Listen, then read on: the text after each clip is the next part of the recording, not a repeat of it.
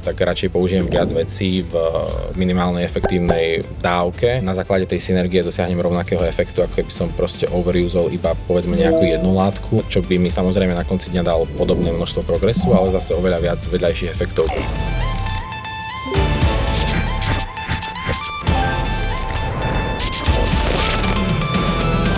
Hlavná chyba je, že ľudia, ktorí idú do týchto vecí a prestanú hľadať problém v tréninku, regeneraci, strave, ale už to vidia len o látke. A co byl takový největší bizár, se kterým jste se setkali? Chodí k nám do fitka jedna taká, 60-ročná tetka stará, v reflexnej veste, cvičí v sáčkoch na rukách a vždy si vyťahne mydlo, normálne mydlo, tuhé, odkusne, dá do sáčku, dá mydlo a cvičí ďalej, hej. Toto je najväčší bizár. Normálne mydlo. Tréneri, na ktorých čo vidím vo fitku. No zle cvičí pre ním a tréner vedľa neho a Najlepší typ je proste pred súťažou sa dobre vysrať, hej. Ja tam budem sedieť aj hodinu, ani na súťaž nepôjdem, keby sa nevyserem. Ďalší praktický tip, ktorý sa dá využiť, dať si pred stageom Ventoli, to je taký sprej pre astmatikov. Ľahšie sa ti dýchá, máš pocit, že nie si zaprdenej miestnosti, ale že si niekde na horách a tým pádom proste aj oveľa ľahšie sa ti proste predýchá medzi tými polzami. Bol si na naturálnej súťaži dokedy pozrieť, však to je o ničom. Ja keď si prišiel do cirkusu a tam boli psi a mačky. Chceš jesť slona, tigra, kurva, leva, a nie tu kokotiny. Hej, ja si myslím... Liepku mi ukáž, no yes. Ja si myslím, že je to, ja si myslím, že každý by si mal... Ty kokotno. Že to sa nedá, bohužiaľ v dnešnej dobe ešte zistiť, že aký má človek genetický potenciál. Čiže mu pokus len. Čiže proste každý jeden človek na planete by mal sypať, lebo je možno skrytý talent. Čiže je zbytočná... Svoje dobro odskúšajte kuru 2. Ahoj. Věděl jsi, že existují asociace, kde tě můžou zabanovat jenom kvůli tomu, že jdeš soutěžit někam jinam? Ale to si bez tak věděl. Nicméně, tady mám 4 důvody, kvůli čemu stále více lidí chodí k nám do PCA. Bod číslo 1. Svoboda závodění. V PCA můžeš závodit jak chceš. Dejme tomu, můžeš jeden víkend soutěžit v NPC, další víkend v IFBB a další víkend v PCA, pokud ti to IFBB dovolí. Nicméně, z našeho hlediska, jestli budeš soutěžit kdekoliv jinde, tak nám to v žaludku ležet nebude. Můžeš soutěžit kdy a kde chceš. Za druhé odměny. Tvrdá příprava si zaslouží pořádnou odměnu. A proto máme ty nejlepší prize money a ceny pro vítěze v celé Evropě. PCA je celosvětová asociace se stovkami závodů v desítkách zemí. Můžeš se kvalifikovat na mistrovství světa a soutěžit s celosvětovou špičkou. Za čtvrté kvalita závodu. I když jsou naše startovné velice dostupné, klademe velký důraz na organizaci a atmosféru celých závodů. Chceme, aby si všichni závodníci soutěž opravdu užili. Takže pokud hledáš asociaci, kde můžeš závodit svobodně, užít si pódium a dovést si domů hezké ceny, PCA je pro tebe ta správná volba. Registraci na celou našlapanou jarní sezónu najdeš v bio. Já bych, pánové, přešel k dalšímu tématu, které už jsme několikrát tak jako lízli lehce, a to je ta temná strana kulturistiky neboli zakázané látky. Kam bude směřovat moje první otázka? Je to, že vlastně tady v tomto platí ještě víc, že není asi jeden jako správný univerzální postup, protože v tom, jak my fungujeme jakožto kulturisté, tak my se vymykáme všem nějakým měřítkům, všem nějakým vědeckým poznatkům a prakticky všechno stojí jenom na tom, co si někdo odzkoušel a co zjistil, že už bylo moc. A já bych se chtěl zeptat, co vy považujete za nějaký jako nejoptimálnější přístup tady k těmto věcem. Je to akože určite veľmi komplexná otázka. Asi tak ako pri tom tréningu, tak ten najoptimálnejší prístup sa určite individuálne vie líšiť, ale myslím si, že menej ako pri samotnom tréningu. Myslím si, že treba brať do úvahy samozrejme individuálnu response na jednotlivé látky, to znamená, sú ľudia, ktorí proste reagujú lepšie na niečo ako na niečo iné. Sú ľudia, ktorí jednoducho si vedia dovoliť mať vyššie hladiny estrogénov alebo estradiolu ako iní ľudia. Sú ľudia, ktorí proste zvládnu mať vyššiu hladinu prolaktínu ako povedzme niekto iný a tak ďalej a tak podobne. Hej, s týmito informáciami určite treba pracovať a na to sa potrebuje ten človek naučiť s tým svojim zverencom pracovať, aj respektíve vidieť tu jeho individuálnu response. S tým, že ja som zastanca toho proste vyťažiť z minima proste maximum a snažiť sa využiť čo najviac vektorov. To znamená, že namiesto toho, aby som overuzoval iba jeden vektor, povedzme jednu látku, tak radšej použijem viac vecí v minimálnej efektívnej dávke a proste na základe tej synergie dosiahnem rovnakého efektu, ako keby som proste overusol iba povedzme nejakú jednu látku, a čo by mi samozrejme na konci dňa dal podobné množstvo progresu, ale zase oveľa viac vedľajších efektov kvôli tomu, že proste by ten vektor bol využitý do maxima a tým pádom samozrejme tá látka by strácala svoju selektivitu. Hej, čiže asi tak by som to nejako zhrnul nejako vo všeobecnosti, hej, že podľa mňa využívať čo najviac vektorov je podľa mňa najlepšie takmer pre každého. S tým, že samozrejme každý je nejako do nejakej miery proste individuálne stavaný na to, že na niečo reaguje lepšie ako na niečo iné. Hej, povedzme, ak by sme sa mali baviť o nejakom stack designu, tak ja si myslím, že existuje niekoľko proste hlavných vektorov rastu. Prvý je ten anabolicko-androgénny, ktorý človek vie vysaturovať klasickou kombináciou povedzme testosterónu a nejakého dihydrotestosterónového derivátu alebo niečoho iného, čo bude nejakým spôsobom tlmiť tú konverziu toho testosterónu na tie estrogény a hlavne estradiol. Potom poznáme somatotropínový alebo IGF jednotkový vektor rastu, ktorý človek vie využiť pomocou povedzme rastového hormónu alebo do nejakej miery inzulínu alebo IGF jednotky samotnej.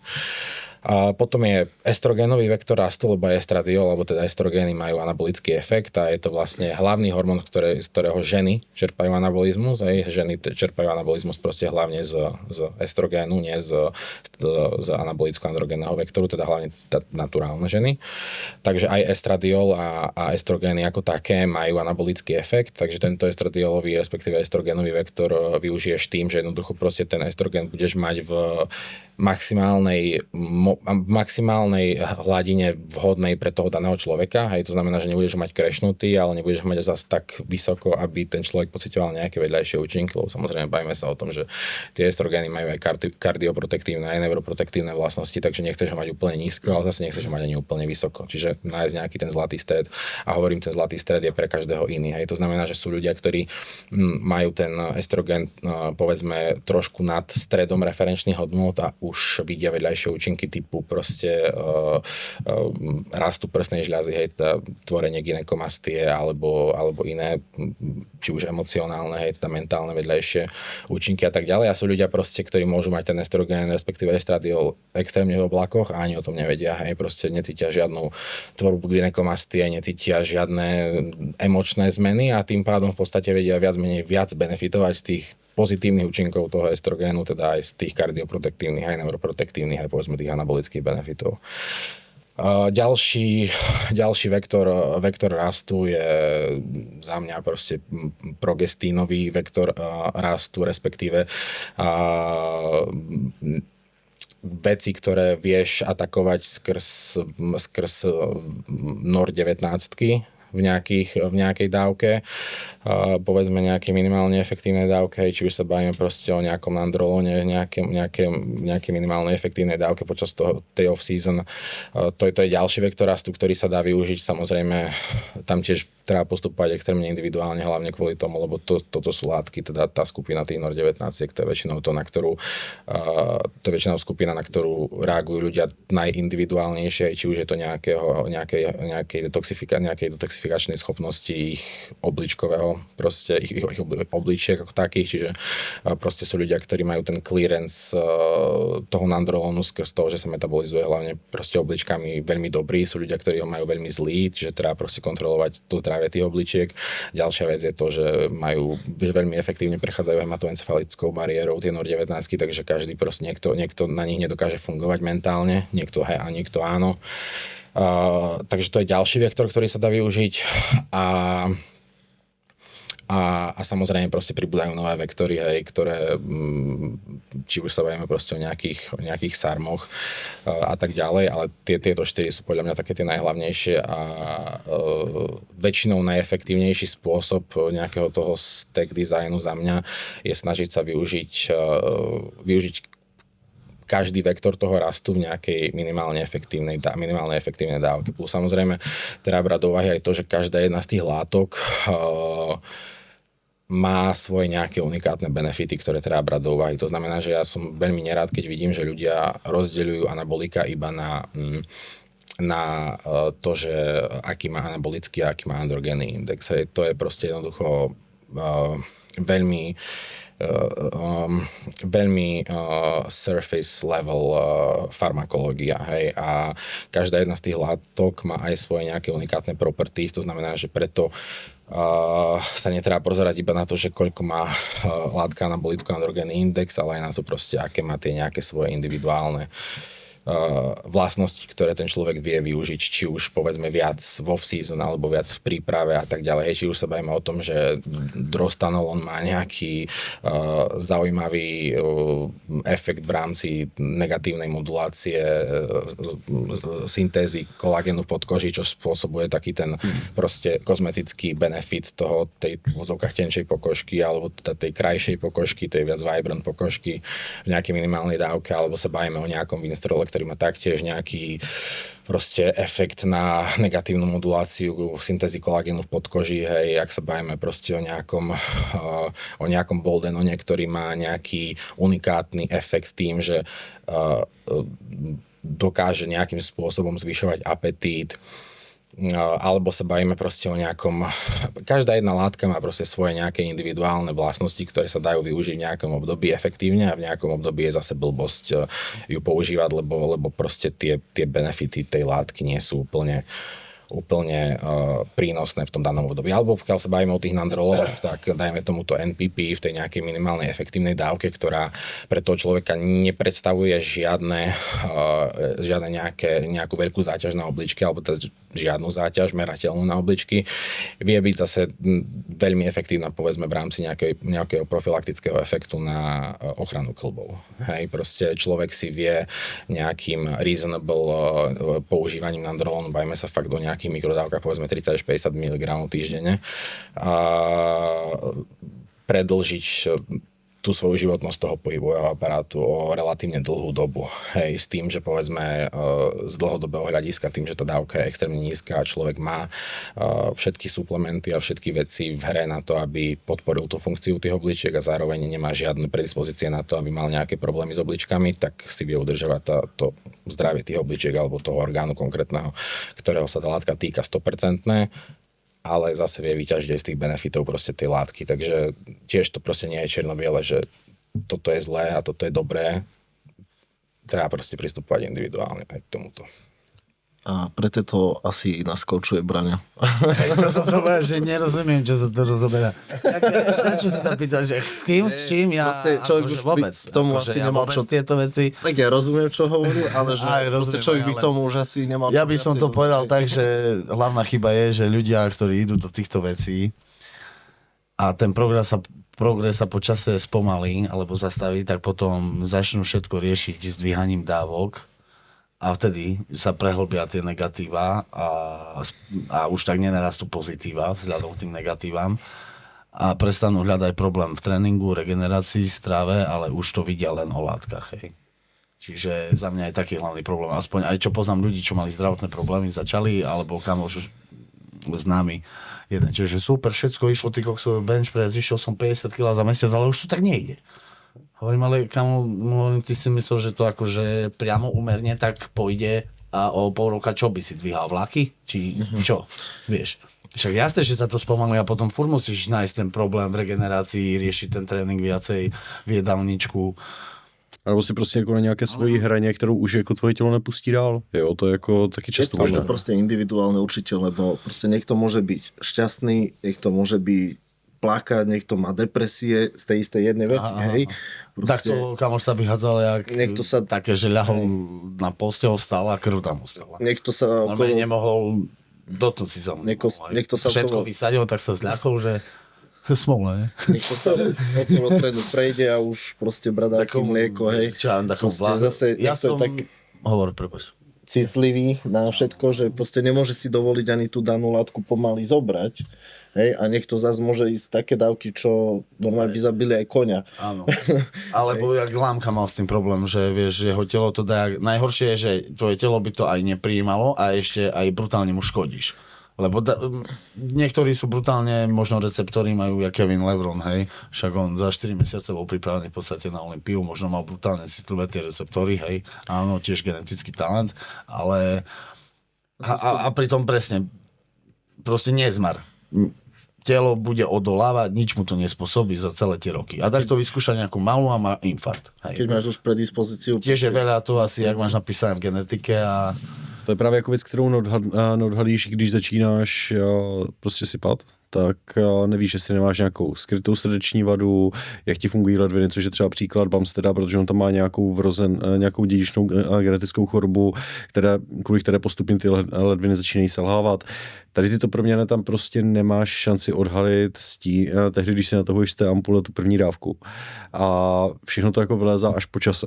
A teď je otázka, jako jestli ty navzdory těm pravidelným zdravotním prohlídkám to dokážeš odhadnout, nebo odhalit spíš, a nebo se to ukáže právě až s nějakými postupujícími léty a pak to vykoukne jako pořádně. Vieš, ale veľa ľudí má jednu kurzu za sebou a povedal, žiadne vedľajšie nič, no ale tie vedľajšie prídu po rokoch, 40-ke, 50-ke, hej. Napríklad ja mám vyoperované gino, tiež lebo na jednej súťaži to zbadali. Nebolo to ani viditeľné, ale mal som to nie z veci, ešte nikdy som nič nebral a od puberty sa mi spravili také. Ale keď si vysušený a... Tak to vylezlo to víc, no. Tak to bolo vidno. Ja taky, no. Bol som to vybrať, ešte aj ten, čo mi to vyberal, mi to urobil za polovičnú cenu na plastickej chirurgii, ešte sa čudoval, že či to musí ísť von. On tam musí, lebo im to dalo akože signál, že sypem a viem, že som bol na čisto na tej súťaži. A ma posunuli o 3 priečky dozadu. A podľa mňa zase, keď niekto začne... A odtedy napríklad, čo som už niečo mal za sebou, sa mi to neurobilo nikdy. Hej? No. Chvála Bohu, ja som s týmto problém nemal, ale keď aj niekto začne niečo brať, tak podľa mňa je rozdiel, keď začne z mála, ako keď to tam nadrbe veľa, hej, lebo ja neviem, môže brať 500 mg testiaku, keď už sypeš 3-4 roky a nemáš vedľajšaky, ako kebyže už extrémne zvýšený prolaktín a gynekomastia, ale napal to tam hneď, tak proste hneď ti to vyskače všetko. Ale to je tak, jak v tréningu. Že musíš to telo nechať si zvykať. Tiež by som nevysolil hneď do prvej všetky možné látky, čo je, No, ale povie, nechával že to je si v kuse v minimálna zálohe aj tie dávky, nechával si aj tú látku a veľakrát radšej by som pridal ďalšiu látku v malej dávke, než zdvihal testosterón do neba, hej. Tak to bude mať 600, potom sa spomalí progres a poje 1000 a poje 1500 a sú blázni, hej. Jenomže to je jako častokrát, když ten člověk se v tom neorientuje, je to pro něho nejlogičtější řešení. Neroste to, kde je problém, je toho málo, tělo se adaptovalo. Jo, to je... A pritom za tých 15 rokov, čo cvičím, to teraz toho berem, by som povedal najmenej. Asi. Nie, že asi, Ale mně přijde najmenej. jako, že velká část z nás začínala tím, že jsme tam jako navalili bomby, až pak jsme postupně začali ubírat tím, jak jsme o tom jako zjišťovali více. Já si myslím, že tím jsme si jako prošli. Ja som sa aj dosť dlho rozhodoval, či do toho vôbec pôjdem a dosť som si aj naštudoval a zdvihal som to postupne. Ale vravím, s tamtým trénerom som mal vyššie napríklad nejaké hladiny, než s Braňom mám menšie. A ideál je na menšom urobiť viac. Moja prvá bola, že 125 mg. Čo to je naturálne. A to som zacítil neskutočne. Už Jasne, vtedy proste som bol aj nadržaný kokotiny, hej, Ono, cítiš. jak tě to kopne, to je šílené v té první kůře, jo. 125 mg som cítil brutálny 125 mg každý druhý deň. Ja si neviem predstaviť, nie, týždenne. A ja si neviem predstaviť, že by som tej dal proste niekto povedal, že 500 na začiatok. No, takto, že 1000, si myslím, deti napadlo 1000.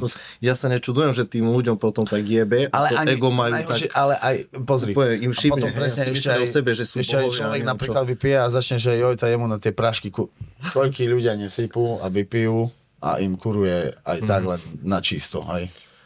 Jedna vec, to netreba to všetko zadzovať na to a tiež keď ku koncu tej prípravy je človek podráždený, tiež netreba na to všetko zadzovať na tie anabolika, joj, táto preto je jebnutý posypenta, nie, tá je aj hladný, je vyčerpaný, však bude len s takou ženou, keď má kramy. Abo pozdňou, keď je hladná. Nechceš. No a pozdňou, keď má kramy a ešte aj je hladná, tak to už je úplne v piči. A je to cítiť. A tiež to nie si agresívny, si nervózny. Ja napríklad ku koncu 2-3 týždne pred súťažou sa aj nestretol s kamarátom. No ja beriem to tie debaty také o ničo. Ešte na Úplne inak sa na nich pozerám, že o tom sa Vieš, baví, čo čo ma na to najviac vôbec vytočí? nezáleží. Ani tam nejde. Vytačajú ma také Čo mňa debáty. najviac Nič sa ma vytočí? nepýtaj. v závere súťaže, keď som úplne že najviac pičí, on sa spýta, ako sa máš? Proste úplne Ale to by som skôr, ja by som to skôr neprisudzoval tým látkám. Aj sa Nie, teším, to je že vysadím všetko po súťaži a tak, lebo je to otrávne, kúse si niečo dať. Ledva stojíš na nohách. Ale skôr tomu prisudzujem tomu hladu. Že preto si nervózny taký, vieš. Jo, ono jako je A to strašně... veľa ľudí nevidí, lebo málo kto si prešiel takým hladom. Hej. Ono jako je strašně snadné všechno zhodit na tu sypku, že to může... To isté môžeš brať a jesť veľa, budeš normálne kľudný. Ja som sa v živote nepobil. V živote som sa nepobil, nikoho som nezbil. A bol som aj, diskotéky nie sú nejaké moje obľúbené, alebo čo, ale furt som bol skôr ten, že vieš, cvičíš, vidno ťa, ty automaticky, že cvičíš, musíš vedieť salto, šnuru, box, všetko, hej. A tu, koľko čo je tam na široko, najebeme mu, ne? A si taký cieľom toho, poznáš to určite, Jo, hej. poznám. A hlavne u takých, čo ani necvičia, idú si na tebe dokazovať niečo, ale v živote si myslím, idem sa zabaviť do mesta, keď už raz za čas a posledné, čo chcem riešiť, je nejaká picka, vieš. A za to, že nejakých... A ľudia nasypú do jedného vreca kvôli tomu... Buchanie po stole. Ľudia nasypú do jedného vreca hlavne kvôli tomu, že 80% ľudí ide do veci, lebo to chce hneď a za nič. Jenomže pak nejhorší, že na tady těchto nevidíš ani to, že vůbec jako cvičí, na to, že ještě sypou. Ano. A další věc, co je potřeba jako v případě tady tohoto zmínit, je to, že ona ta sypka vlastně umocní veškeré tvoje povahové rysy. Jak ty, primárně hlavně ty negativní, to znamená, že když, jak se říká, on je nasypaný, on je agresivní a takové, nebo jak bývají borci roid rage. Můj názor je ten, že prostě ta agresivita v tom člověku už musí být, aby byl schopný rozflákat celý byt a dát přes držku svojí staré. Protože když tam ta agresivita není, ten člověk to prostě na sypce neudělá. No ale musíš aj to mať v hlave trošku zrovnané. To je niečo ako z alkoholu. Jo, presne tak. Áno. To, A a pak keď vidíš, si nejaká vyžere, Mňa by si skôr vyprovokoval triezveho, A ja? keď mám vypité. ja som ešte... Ja som strašný meďar, když sa napiju, neviem Som si milý predstaviť, človek, čo by sa sadnem muselo si- stať, že by som šiel do nejakej kokot si povedať, že si myslím, kokot mi rozprávaš, že som kokot. Nevieš, alebo proste nevyprovokujú ma také veci. Asi jedine kvôli čomu by som išiel do nejakej bitky je, že mi urazíš priateľku. Lebo to je také, že sa od teba vyžaduje. Jo, to je něco nižšího. Ale inak není asi situácia, že by som sa išiel pobiť a veľa ľudí ide presne preto na diskotéku, aha, ideme si utrieť. Tak Marko, víš co, A nie sú ani nasypaní. mě vždycky můj tatínek říkal, pamatuj si, zabiješ mrzáka, ale posadí tě za zdravého. Jo, takže jako to mi vždycky jako utkilo v hlavě, když se nějaká taková situace rýsovala, že bude bitka. Já jsem si říkal, tyhle, já mu na tanku, on blbě spadne prší. Aj sa čudujem ľuďom, že keď sa chceš byť, chod tam sa dať na box, alebo jedného som tak aj zotrel, že poď vonku, dám ti na piču, mi hovorí, že 10 rokov ja robím MMA a ja kúkam na neho, no môj krásny. To ty 10 rokov akože trénovaný bojovník sa budeš cítiť dobre, že zbiješ mňa, čo som raz do mechu neudrel. Akože, to ja keby ti poviem teraz pred súťažou, poď ideme pozovať ťa zničím. Vieš? A ty máš asi 20 klatuku. Ako, nerozumiem. Hlavně jako chlapec asi dostal docela rozdran do hlavy, protože si neuvědomuje, že on jsem jakožto tak někdo, kdo je najebal potom, že trénovaný v bojových sportech, tak když tě zrube někde mimo ring, tak jako za to je docela dobře právně odpovědný. Jo. Áno, a veľa poďalšie na ulici potkneš sa tu obrubník, zle spadne, zabiješ ho náhodou, alebo sebe ubližíš, že sebe náhodou by som ubližil. Zlomím hánku, alebo čo, a tu nebudem môcť cvičiť kvôli kokotovi 4 mesiace, a vtedy by som chytil. Nebo ještě hůř, chraň Bůh, dostaneš ty do držky. Jo. To je ještě... Normálne, ja budem nosiť po tejto debate paralýzer, alebo dačo, vôbec sa nebudem. Paralýzer, skopeš ho na zemi. Tak ne, nebude si špíť ruky. Přesně tak.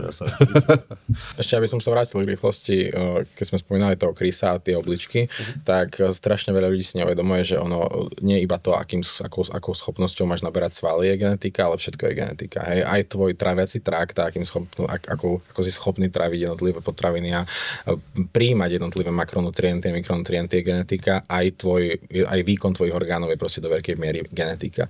A častokrát proste ľudia, ktorí jednoducho sú tí najlepší v tom športe, tak čo by si od nich čakal, že budú na tom zdravotne najhoršie, tak veľakrát sú práve naopak zdravotne na tom veľmi dobre, lebo jednoducho proste tie ich orgány sú super výkonné. Hej, takisto ako majú genetickú predispozíciu na to naberať svaly viac ako ten druhý človek, tak majú aj genetickú predispozíciu na to metabolizovať látky a proste detoxifikáciu orgánov, schopnosť detoxifikovať orgány proste oveľa lepšiu. Hej, Navíc oni často jako jedou toho v celkovém množství, jedou daleko méně, protože to tělo to využije úplně jinak. Áno, to je ďalšia vec. Hej. Čiže nielen to je genetika, že ako si schopný proste naberať, ale aj to, ako máš výkonné orgány, ako máš výkonný tráviaci trakt a aj ako máš proste mentalitu, ako máš hlavu. No. Proste všetky tieto veci sú proste genetika. Asi najhoršie, keď tvoje telo najmä,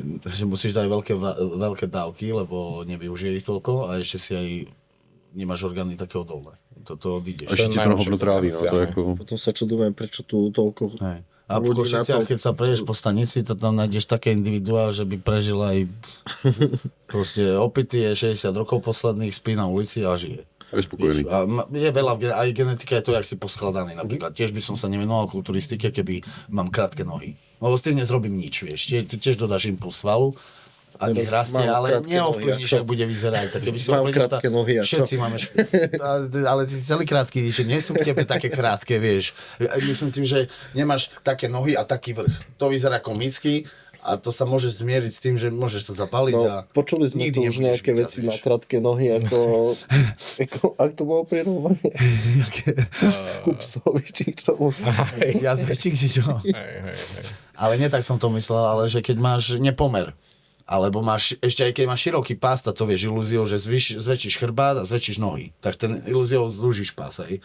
Ale niektoré, keď máš raz biceps upnutý, tu do čo urobíš? Preto si aj trenky na súťaži ťahám až na cecky. To tu bereme vážne. Predĺžil tie nohy. No toto robím aj ja. Ale urobí to veľa. Robí to veľa. Tak byl si chudáka Diašu, jo. Ten s tím jeho... Když se bavíme jako tady o těch tělesných stavbách a řešíme jako ty poměry mezi jednotlivými partiemi, tak v tomto mi přišel největší extrém Nathan Diasha s tím jeho extrémně úzkým, dlouhým pasem, který má ještě k tomu, ale kde on má ještě jako k tomu upnuté ty laty si mi opravdu jako vysoko. A s tím neurobíš nic. Neuděláš nic, jo. Tento problém má aj trnka.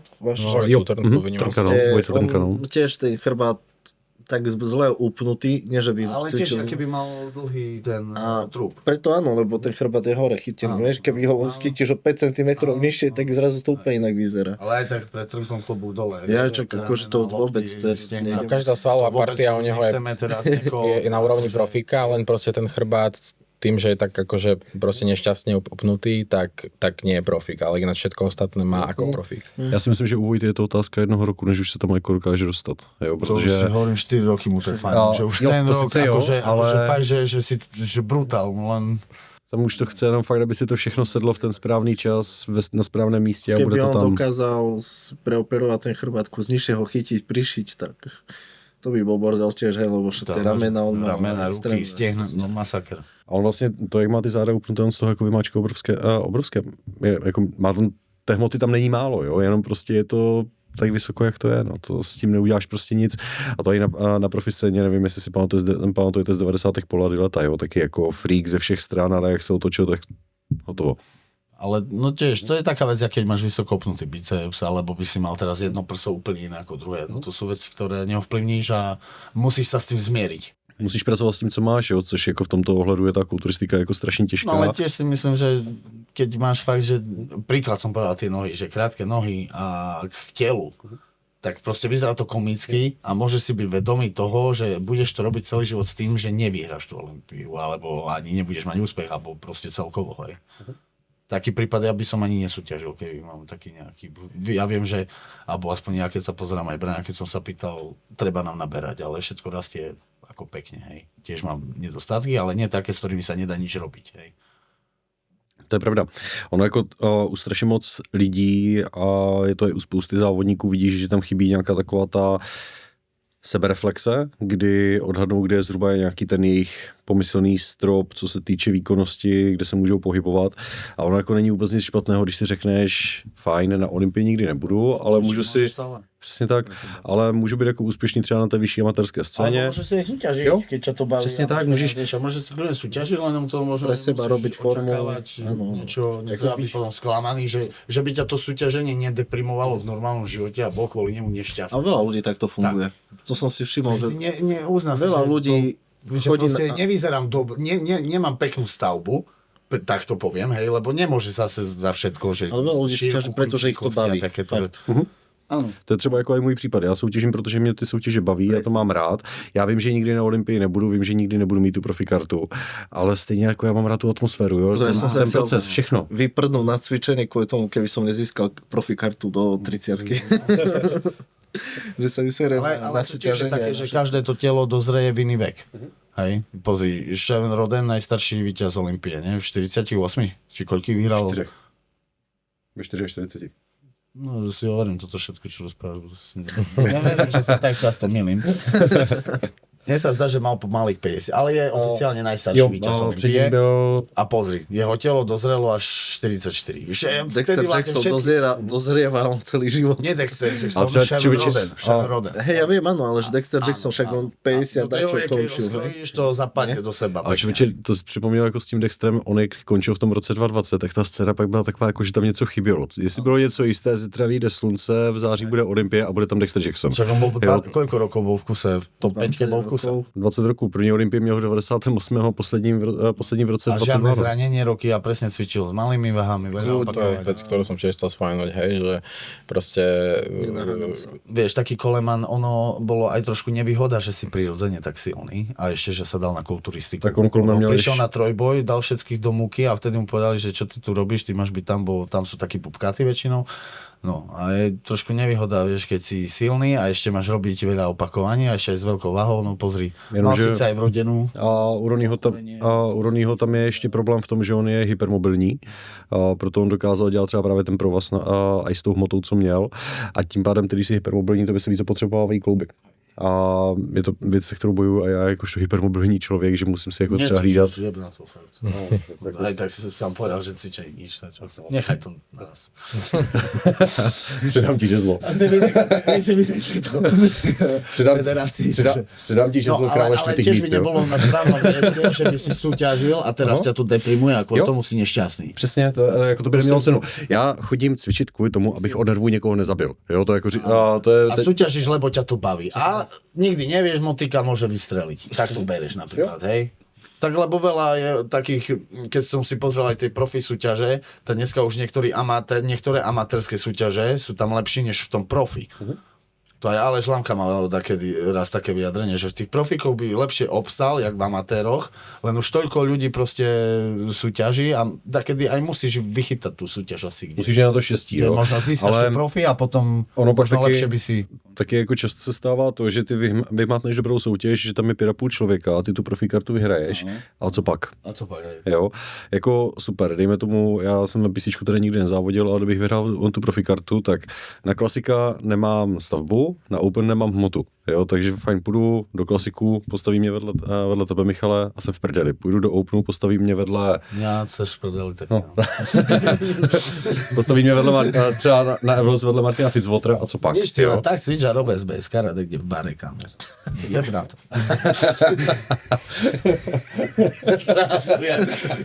Mě umíš ubíjet, člověče, já tě vidím první, ale ty mě umíš ubíjet rozhodit, jo? Jako, jak já vždycky... Ty rozhoděný? Ne, jsem taky trošku v strese. A ty vždycky zavalíš něco, že najednou já se starou čumět a přemýšlím, jako co mám odpovědět. Dobrá improvizace. Tak jako víš, co mi ta... Jaké magnésko alebo dačo? Víš, co mě ta huba živí, takže... Esenciálne. Ty zrušíš človeka, na teba sa človek nevie nahnevať.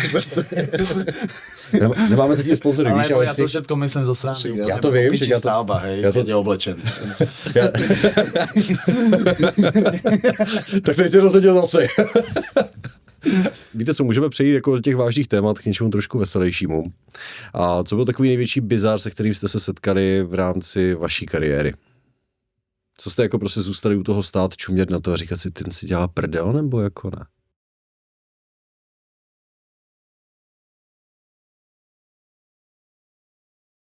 Já jedu z fleku, já nemám žádnou přípravu. To ja taky jedu z fleku. Tak víš, já jsem obchodák, mě ta huba živí, jo, to je to. No neviem, či som zažil taký nejaký bizar. Také sa mi stalo, že na podiu bol taký, čo tam vôbec nepatril, hej. Alebo v šatni som bol raz v Moldave a jeden chcel ísť na prvú súťaž, ale taký, že nemal ani nič nacvičené, ani nebol zďaleka vyrysovaný nič a príde za mnou a že no čo, pred súťažou, kedy to mám nasoliť? A hovorím, a ty myslíš, že to tá soliť čo, ako stiahne 10 kg tú kuči, čo?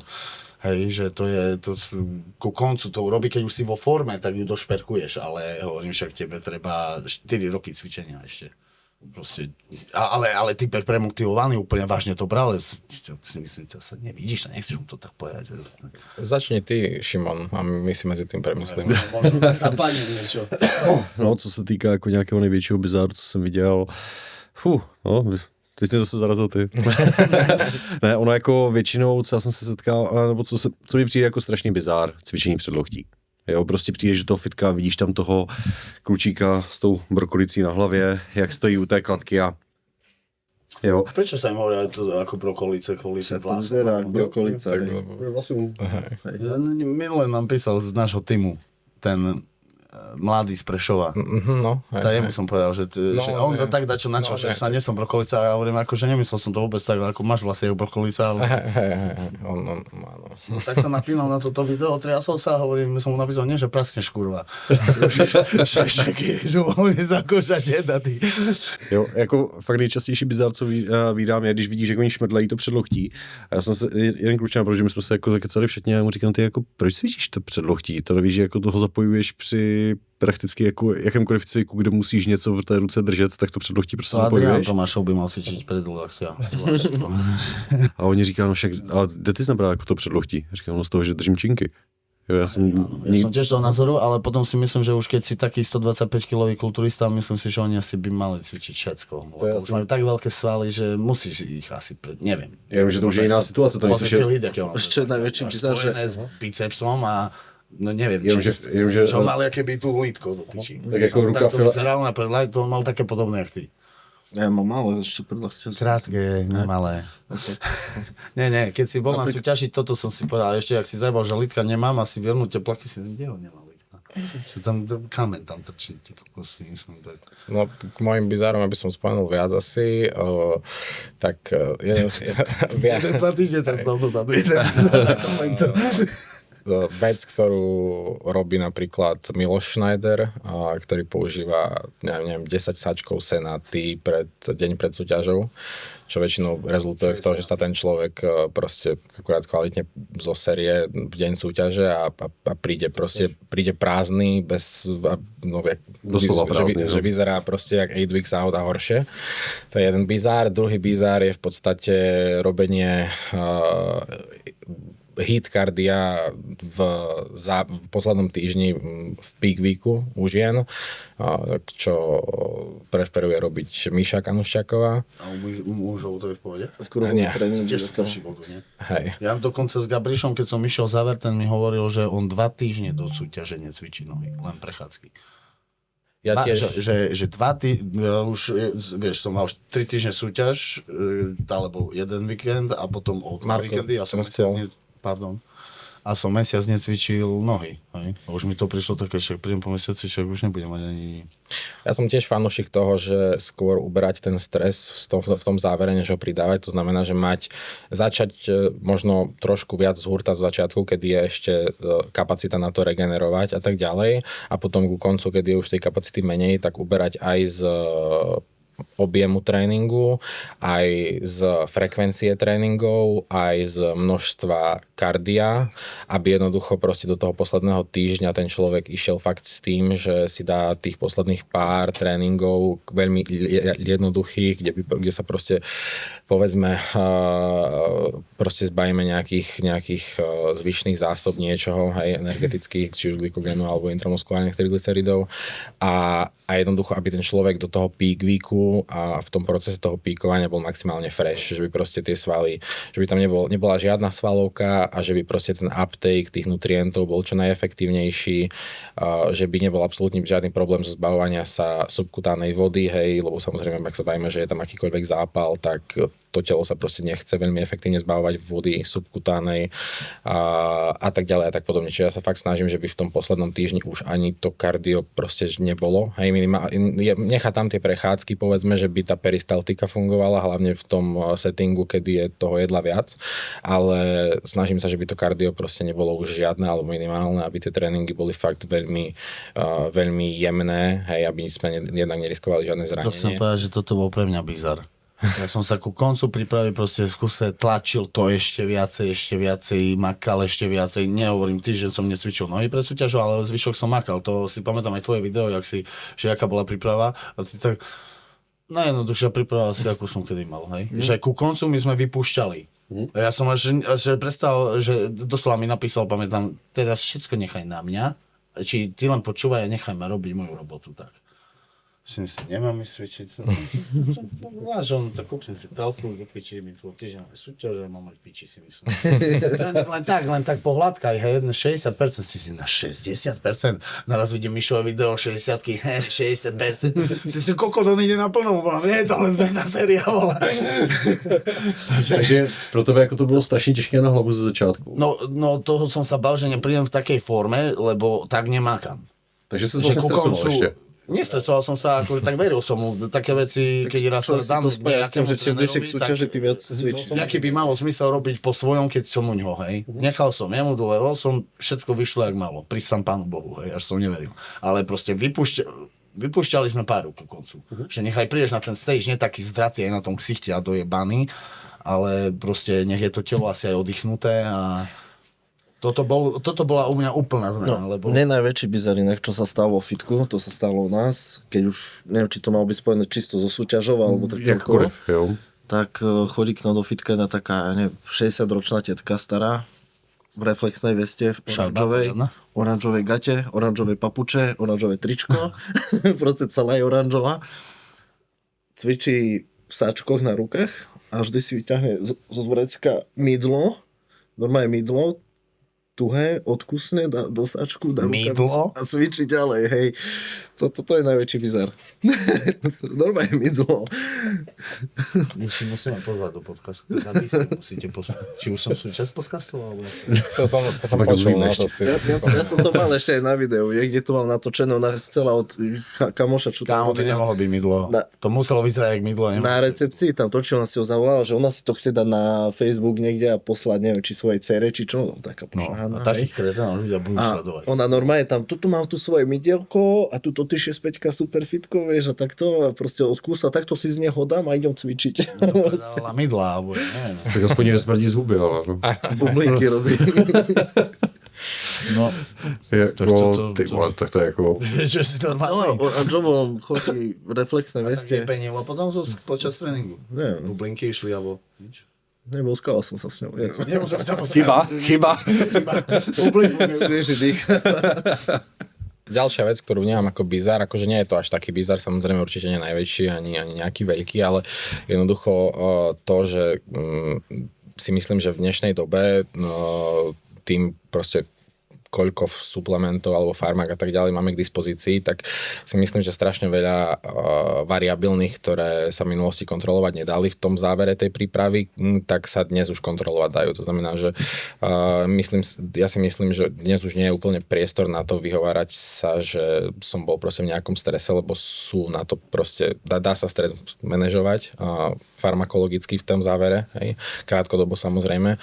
Dá sa spánok manažovať krátkodobo farmakologicky v tom závere, dá sa trávenie manažovať krátkodobo farmakologicky v tom závere, aj to vyprázdnenie deň pred súťažou sa dá vyriešiť, všetko sa dá v podstate vyriešiť krátkodobo, efektívne, bez nejakého bez nejakej pridanej orgánovej záťaže. A jednoducho, pokiaľ to kouči so svojimi zverencami nevyužívajú, tak je to samozrejme väčšinou nevedomosťou, že sa to dá, ale ja si myslím, že keď už sa bavíme o tom, že som obetoval tej príprave XY mesiacov, tak by som si mal sa snažiť aspoň ten posledný týždeň robiť veci tak, aby som mal všetko pod kontrolou a jednoducho využiť všetky proste veci, ktoré sa využiť dajú na to, aby som jednoducho prišiel 100% a nestalo sa, že by na ma nejaká externá vec dokázala ovplyvniť natoľko, že proste všetká tá moja niekoľkomesačná snaha a vlastne aj tá obeta, či už toho zdravia alebo čokoľvek, proste, lebo stále tam dochádza k nejakej obete proste niečoho, vyšla na vnímoč. To jsi řekl hezky a napadá mě takto vlastně se zeptat, jak třeba pro vás je těžké skloubit tady takto jako přístup, kdy opravdu jako máte nad vším kontrolu, nebo snažíte se mít v rámci vašich prací, protože živíte se normálně zaměstnáním, po případě podnikáním, co jsem tak pochopil, jako v rámci coachingu. Je to pro vás, kluci, těžké v tom konci všechno jako manažovat, když tam jsou ty běžné povinnosti smrtelníka?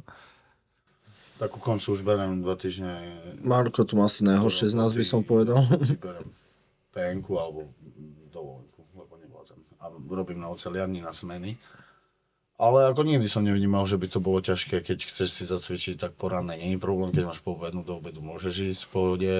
A aj nevnímal som to tak, že mám ťažkú robotu, Ježiš, ale skôr som si povedal, že tak budem lepšie na tom, lebo budem viacej makať, že aj keď je dobrá smena, takedy zlá, ale nachodím furt nejakých 15 000, 10 000 krokov určite v robote po schodoch. Takže skôr mi to hraje do kariet, že kardio som nerobil nikdy. Tak to poviem, lebo v robote mám dosť pohybu, hej. No najhoršie asi som to mal ja, keď som robieval ešte nočné, bol Keď som bol dlhšie, mal voľno, že musel ísť, mal 3 súťaže za sebou, tam som musel pridať kardio, lebo som si všímal, že váda nepadala, ktoré mi chýbalo z práce. Ale najhoršie sú asi len nočné. Že som taký po nočnej nevyspatý, oťapený, nemám apetít. Ešte keď som po jednej nočnej idem na druhú, tak tú druhú noc to dojem. Ale teraz som Braňom kecal presne, že by sme tréning prispôsobili môjmu kolotoču pracovnému a po nočnej mal napríklad rest day. Já jsem třeba, když jsem měl Lebo noční... keď idem po nočnej, prepáč, ešte aj cvičiť, nedojem to už. Nemám šancu. Ja som sa teba chcel dačo spýtať. Carnivore si išiel niekedy? Ne. Chyba. Napríklad tam som nemal problém, lebo keď som išiel Carnivore, tam som vedel za hodinu zjesť všetko. Bielkoviny, tuky, čo sa týka. Pokryť akože svoje makra na celý deň. Hej. Čiže tam mi to nevadilo ani po nočnej, že som išiel cvičiť, to čo 2 hodiny pred cvičením neješ, tréning ti trvá do nejakej hodiny a pol, čiže o dosť sa ti skráti to a v objeme už vôbec. V objeme, keď len neskoro vstanem, to už nestíham dojesť. To znám dobře. Všetko. To musím normálne si nastaviť budík a od rána žrať, toto je objem, dietu mám radšej než objem. Za mňa práca, kde sa ti striedajú smeny ranné, poobedné a nočné, je extrémne neoptimálna pre kulturistov. Ešte keby to boli povedané ranné, poobedné v pohode. To sa ešte dá. Ale nočné nie. To Ale to proste nie. zabije normálneho človeka, nie to ešte teba v diete priprave, vieš. Ale ráno Angel dá, ideš. No já jsem jako, když jsem dělal 12 denní noční, tak chystat se tehdy na závody bylo peklo. Já jsem to nakonec řešil tím způsobem, že vždycky do půlnoci jsem dojedl to, co jsem měl, jo. Potom ráno, protože po noční, já jsem vždycky chodil na trénink hnedka ráno po noční. Vážne? Jo. Ja som tak išiel len 2-krát, kámo. Já jsem totiž zjistil, že... Som skôr do baru išiel ako do fitka. Já jsem totiž zjistil, že když půjdu odpoledne, tak já nestíhám nic, absolutně, jo. No ale že... tak som sa snažil, že o 12 vstanem a rovno ísť zacvičiť napríklad. Ale vravím, teraz by som tam dal rest day určite. Že nech stihnem zjesť a telo si udýchne. Hej. Ale napríklad taký Čižek mi povedal, že to nie je až taký problém, ale je to problém, lebo vykolajíš to telo trošku z toho.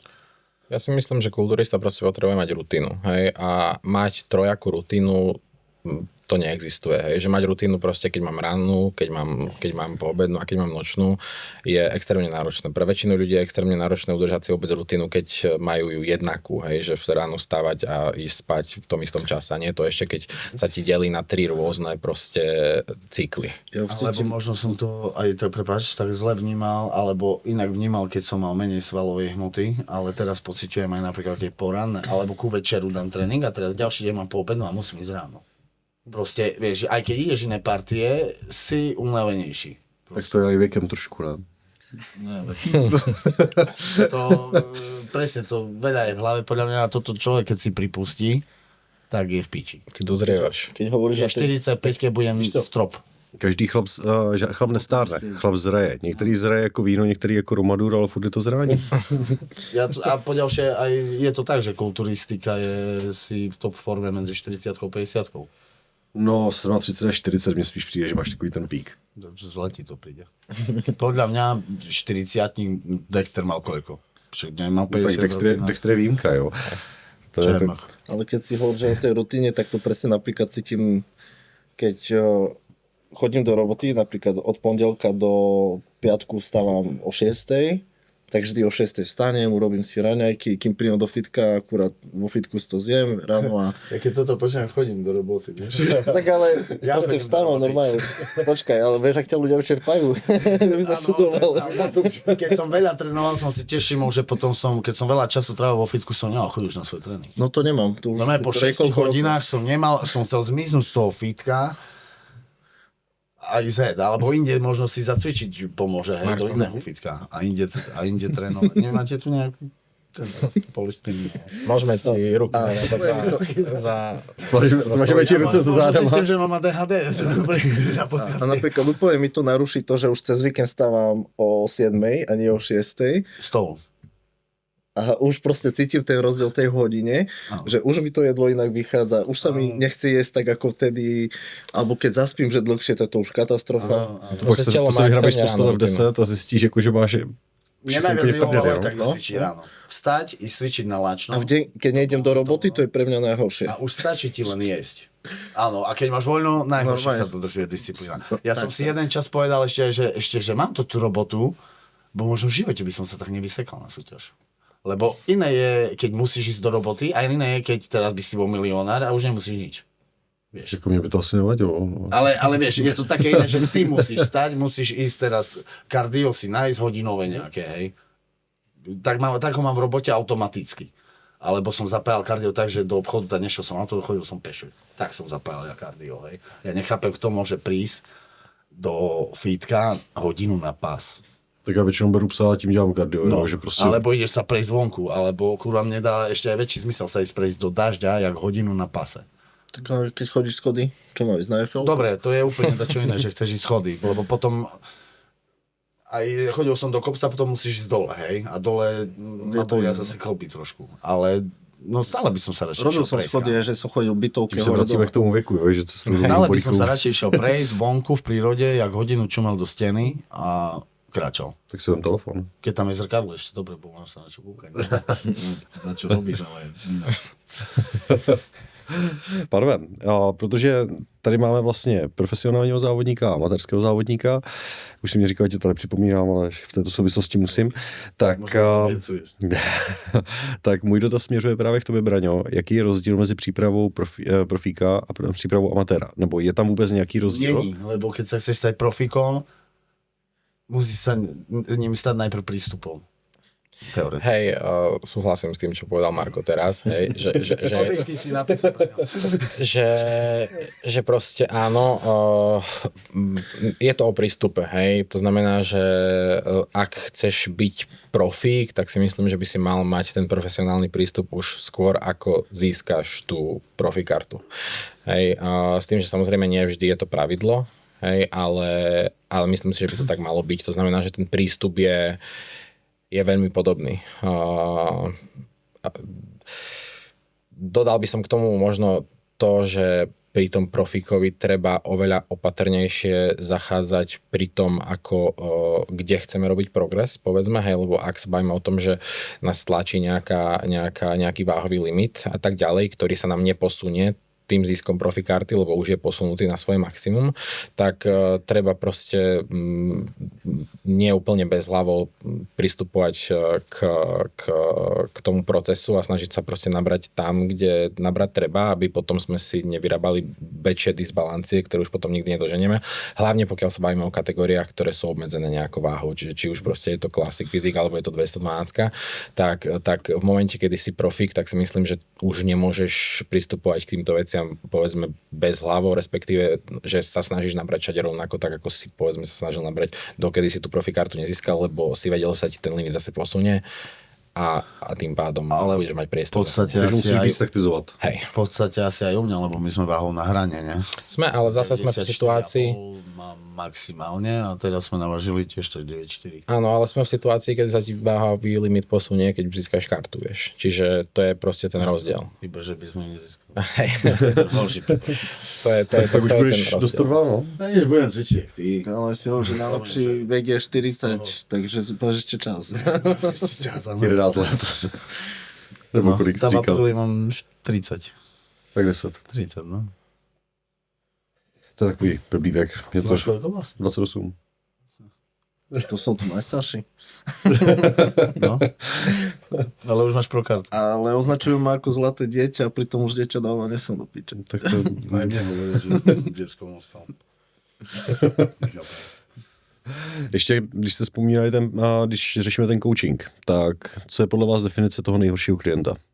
No vlastne to je dôvod, prečo mňa osobne by, k tomu sa určite budú vedieť viac vyjadriť Miša a Marko, ale to je hlavný dôvod, prečo ja nechcem pracovať s ľuďmi, ktorí sú povedzme lifestyleoví, hej, ktorí majú ambíciu iba povedzme sa zlepšiť sami pre seba alebo tak, lebo ja si myslím, že tá súťaž je akože veľký bič, ktorý za tým človekom proste je a či už si to uvedomuje, alebo je to iba podvedome, tak to toho človeka núti, povedzme aspoň v tom závere, byť taký striktný, aký by si od neho chcel, aby bol. To znamená, že povedzme, že cez rok je na nejakých 70%, ale väčšinou každý, keď tú súťaž má za tým chrbtom, tak dokáže proste zapnúť v tom závere a aspoň, že by sa blížil k tým 100%. Tým pádom tvoja robota ako kouča nevychádza na vnívoč. A tým pádom vidíš tie výsledky svojej roboty a tým pádom ma to aj baví. Kdežto, ak by som riešil človeka, ktorý jednoducho chce sa len cítiť dobre a tým pádom k tomu bude pristúpať na 50%,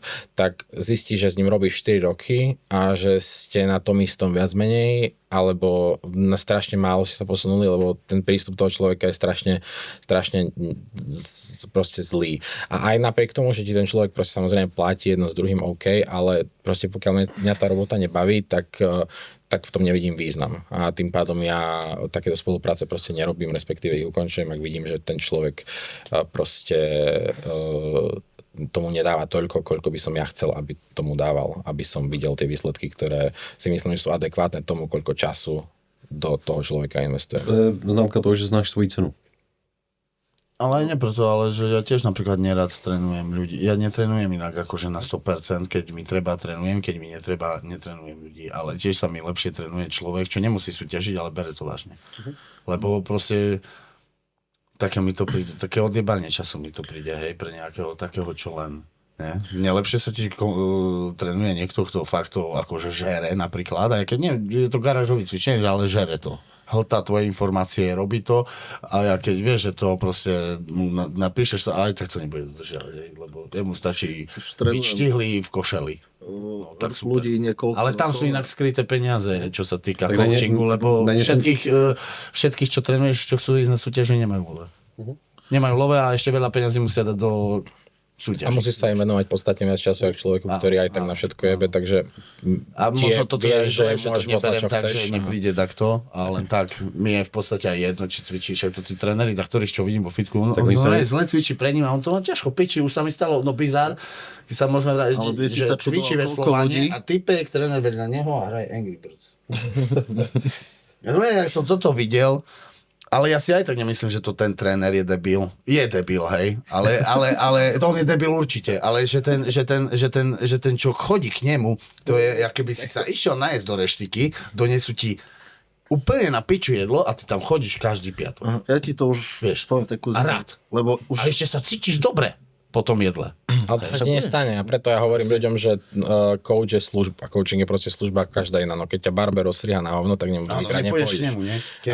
To isté proste, neviem prečo strašne veľa ľudí má taký ten attachment k tomu coachovi, že aj môže hociak na neho jebať, môže byť hociak zlý, ale proste neodídu od neho, lebo sa cítia byť do nejakej miery, ja neviem... Strážený? Proste zavázaný? Áno, zavázaný, presne, to je to slovo. A tým pádom od neho neodídu. Hej, a nechápem tomu, no, popravde. Lebo je to služba ako každá iná a samozrejme je dobre mať, ja rád mám s ľuďmi, s ktorými pracujem proste kamarátsky vzťah, čož má svoje výhody, ale aj nevýhody, tak ako spomenul Marko, že keď sa s niekým rozídeš proste na základe toho, že sa osobnostne nepohodnete, nie na základe toho, že nemáte výsledky, lebo sú proste dva typy podľa mňa koučov. Jeden je taký, že proste ideš striktne po výsledkoch a pošleš protokoly, zaujíma ťa iba ten feedback. Proste... A to by si nemal robotu, verím. A to aj vypočuješ, jak sa mal dnes, má problémy. Proste potrebuješ, na to, aby si podľa mňa potreboval vedieť človekom pracovať akože fakt na 100%, tak potrebuješ s ním mať nejaký vzťah. Hej? A samozrejme má to svoje benefity, ale má to aj svoje proste mínusy, lebo pokiaľ sa ten vzťah váš rozíde na základe toho, že sa proste osobnostne nepohodnete a potom ten človek proste voči bude mať nejaké zlé, neviem čo, hej, lebo ste si nesadli osobnostne, tak veľakrát to vie poškodiť nejakým spôsobom aj tú robotu, ktorú ste urobili reálnu v rámci toho progresu a je to potom také smutné, ale zase no.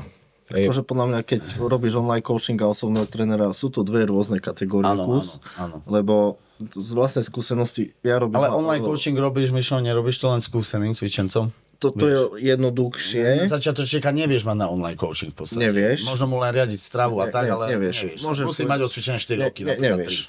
Sorry, akože to môže mi povedať hoci kto čo chce. Dobre, nakážeš mu prechádzku, tam ho učiť nemusíš, ale náhle, ak príde na tréning, tak proste. Môže to byť taký online coaching, že je z toho istého mesta, dáš mu zľavu na osobnú. A môžeš mu ukázať aj 10 000 videí svojich, ako má to cvičiť. videa nič, to musíš nenaučiť sa to až tak. Ale čo som chcel povedať, je, že ak povedal, že keď človek má výsledky, tak ťa to baví, hej? No a potom sú ľudia, ktorí tam nejdú fakt, že za tými výsledkami, za tebou neprídu, že on chce výsledky, on sa chcel nehýbať, lebo celý život sedel na riti, celý život nič nerobil a uvedomil si, že potrebuje niečo robiť. A on to robí iba pre svoje zdravie. Lebo musí, vieš. Lebo si uvedomil, že to je potrebné. Ale my budeme taký prípad, keď teraz ty ho začneš akože riadiť a on ti povie, dobre, ale ja tak nechcem, ja nie som kulturista, ale akože chodíš do posilovní. Začal si, kurva, keď ideš na bicykel, si cyklista. Keď chodíš do posilovne, automaticky sa venuješ bodybuildingu. Hej. Buduješ telo, si bodybuilder.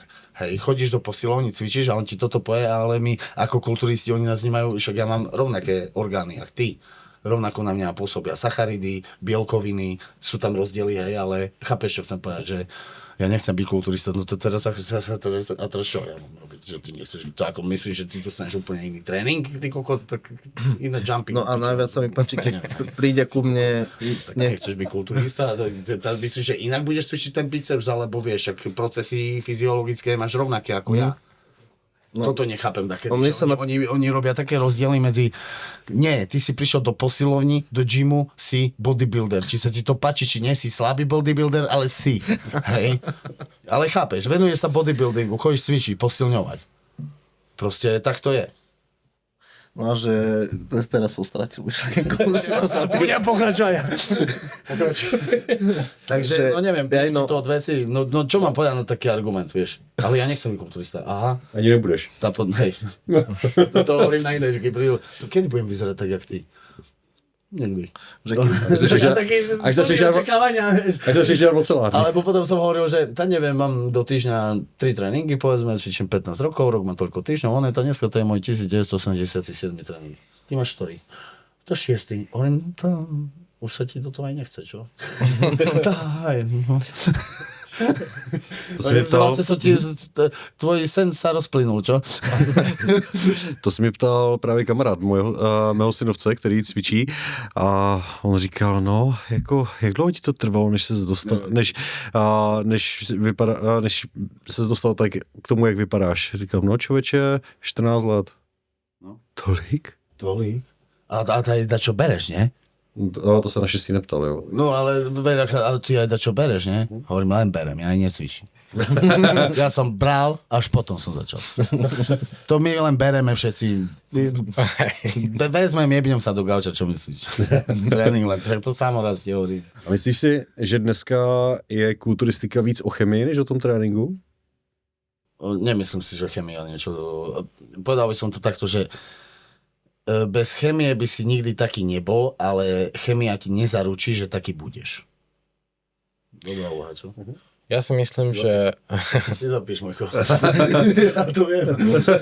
Ja si myslím, že čo sa najviac vyvinulo od, povedzme, keď porovnám nejakú tú golden éru, hej, alebo v všeobecnosti od nejakých 60., proste 70., 80. rokov až do teraz, tak čo sa najviac zmenilo je proste je chémia. Je proste prístup k chémii.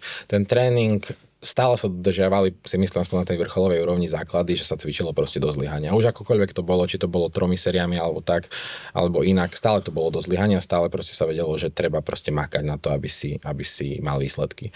A čo sa zmenilo najviac, je podľa mňa prístup k chémii. A tým pádom, že ak je tá vec, ktorá sa zmenila najviac a ktorá urobila najväčší rozdiel v tom, ako ľudia vyzerajú dnes versus ako vyzerali v minulosti a koľko majú svalov dnes a koľko dokázali urobiť svalov v minulosti, tak je to hlavne podľa mňa o tej chemii. To souhlas, protože třeba za Arnolda nebyl přístup k růstovému hormonu, k inzulínu. Myslím, že tehdy nebyl třeba k příkladu ani trény, jo, jako oni fričery na plus tesťák, metán, jo, tady tyto věci. Hej. Plus boli proste extrémne minimálne vedomosti o veciach, hej, napríklad tá éra toho, že každý mal proste extrémne blowoutnutý pás, hej, to bolo spôsobené proste hlavne tým, že ľudia mali strašne malé vedomosti o tom, ako funguje inzulín, ako funguje rastový hormón, ako by ho mali užívať, ako by ho nemali užívať a proste tam si myslím, že dochádzalo k najväčšiemu takomu nárastu tých defektov, že proste tie látky boli, ale neboli tie vedomosti. Hej. Teraz sme v dobe, kedy sú látky a sú aj vedomosti a tým pádom, ak vieš používať tie veci rozumne, tak vieš mať lepšie výsledky, ako by si vedel mať s rovnakými, povedzme, látkami v minulosti, lebo by si ich nepoužíval tým štýlom, ako by si tak ono vlastně využití těch znalostí v tomto oboru vedl vlastně i tlak sportovních federací k tomu, že jim se prostě nelíbily ty pupky na tom pódiu. Jo. Jako borec, který první přijde na pódium jeho pupek a až pak jako půl metru za ním jde ten týpek, tak není to prostě pěkné, nevrhá to dobré světlo a proto začali penalizovat jako za vyvolané břicha. No. No ale zase na cukry 125 kg je ťažšie asi jak 90, vieš. To samozřejmě, ale Čiže možno ho tam... Ale ten prístup k tomu cukrovaniu je tiež... Pre mňa ďalší bizar tiež, že sme nemali burger s vínom deň pred súťažou. A toto som sa furt tešil, tam som vydýchol a ten mi dá akurát synu špenát. On mi nedovolá ide súťaže. To tam cukruje pizza, toto a pri tom burger by nikdy neurobil zle, nemám ten pocit, ale zase je pravda, že nedal by som do tela nič, na čo nie je tú prípravu zvyknuté. A môže ti to naraz skurviť trávenie, sa dostaneš hnačku, hnačka znamená, že nenacukríš, bo ťa odvodňuje a si piči. A budeš krásne vysušený. Sú napríklad veci, ktoré ja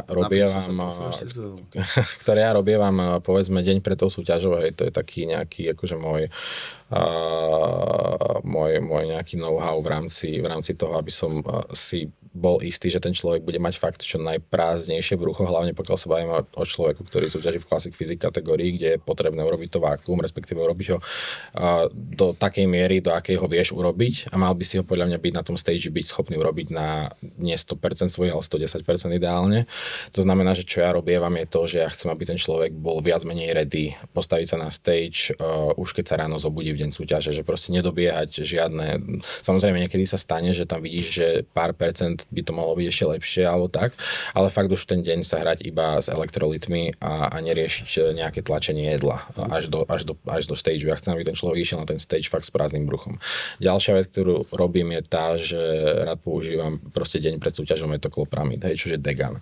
Je to liek, ktorý zvyšuje peristaltiku, rýchlosť peristaltiky, nie tak ako Senatý, tým štýlom, že proste budeš mať hnačky celý deň, ale tým štýlom, že to proste zrýchli peristaltiku. Takisto ako proste GLP-1 agonisti spomaľujú peristaltiku, hej, Ozempic, semaglutid, teda Retatrutid, Tirzepatide a spol, tak toto zrýchľuje tú peristaltiku. Čiže jediné to, čo to spraví, je to, že ja mám istotu, že to, čo si zjedol ten deň pred tou súťažou, tak to, čo ti ostane proste stáť v tom žalúdku, povedzme, a to nestrávené, sa jednoducho dostane von ráno a ten človek proste ráno potom ide na vecko a je v pohode. Ďalšia vec, ktorú rád používam je Degasin, alebo teda Espumisan, čož je v podstate liek, ktorý je to voľnopredajný liek. Je to na to na platu.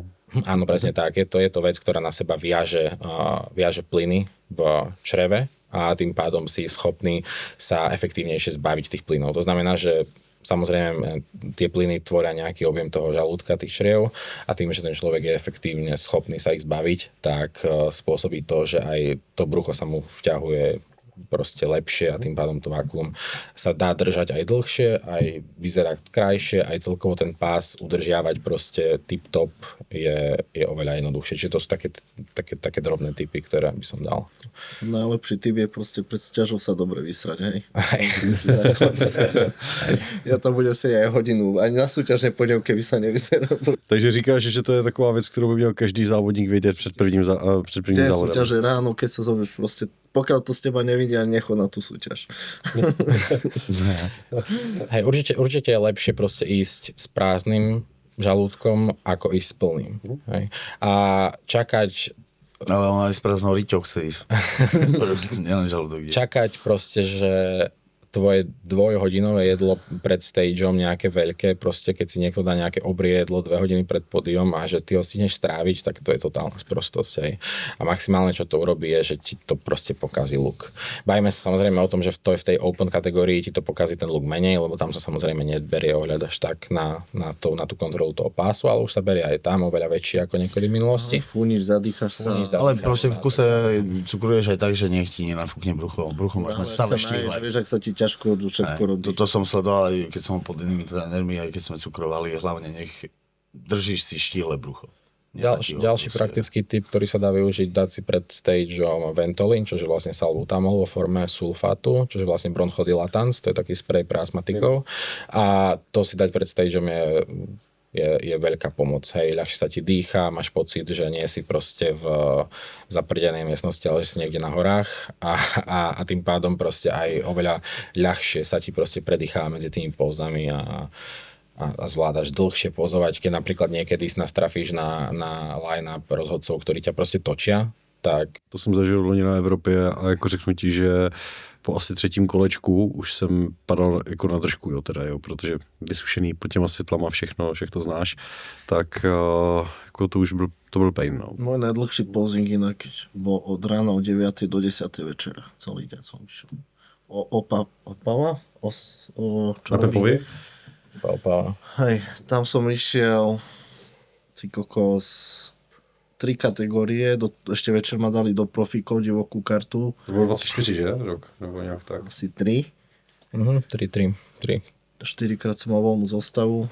Točili ma tam, celý deň som bol na pódiu. To som sa vedel rozbombardovaný jak Varšava. A na druhý deň som išiel súťažiť na Slovensku do Dolného Kubínu. Som prišiel domov, vyspal som sa a ráno sme o 5. stavali do Dolného Kubínu.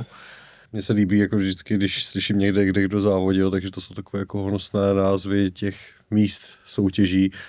Velká Bítež, Dolná Kubina, jo, prostě takové jako díry po granátě vyložit. No a to bol masaker vtedy, akože... Ďalší praktický tip, ktorý by som dal akože na ten záver je to, že ja rád používam aj v off-season samozrejme, ale aj v príprave ako hlavný zdroj zeleniny špenát, hlavne kvôli tomu, že pre väčšinu ľudí je to ľahko stráviteľný typ zeleniny a druhá vec je tá, že má najväčší obsah draslíku na gram pomedzi akékoľvek zeleniny alebo ovocia. A ak sa bavíme o zvýšenom príjme sacharidov, tak potrebujeme mať aj zvýšený príjem draslíku na to, aby bol ten prestup glykogénu do svalovej bunky čo najefektívnejší, a potom následná syntéza proste tej glukózy v tej svalovej bunke na glykogén skrz glykogén syntetázu. Čiže špenát využívam aj off-season, ale v tej príprave a v tom závere to má taký ten magický efekt toho, že ono to obsahuje strašne veľa aj vitamínu A, ten špenát. A keď ho použiješ v vysokých dávkach, tak v podstate z neho máš v podstate v odzovkách suplement vitamínu A, veľmi dobre strevateľného, čož urobí podobný efekt, ako keď poznáš roakutan alebo akutan, izotretinoin, čo je populárny liek na akné, ktorý vysušuje pokožku, to je vlastne derivát vitamínu A, tak vitamín A vo vysokých dávkach robí presne to. Čož vo výsledku robí to, že na tom človeku strašne dobre stojí farba. Hej, proste ten človek má fakt za ten týždeň mu vieš skrz ten zvýšený príjem toho špenátu presušiť pokožku do takej miery, že ty nepotrebuješ žiadny peeling, žiadne nejaké špeciálne proste mydlá a neviem čož môžu proste spôsobiť alergickú reakciu a tým pádom diskoloráciu pokožky a uneven ten, hej, nerovnomerný ten. Ten špenát proste tú pokožku vie krásne presušiť a tá farba na tebe bude stáť bez toho, že by si robil akékoľvek nejaké... To je dobré vedieť. Predstav si moju reakciu, keď som si prečítal jedálniček po karnivore a v každom chode špenát. Si myslím, yes. Mám chuť ísť nie do objemu, ale do diety svoje. Tak díky, borci. Třeba zase někdy se potkáme. To už len, že prídeš ty do Košic. Čaute.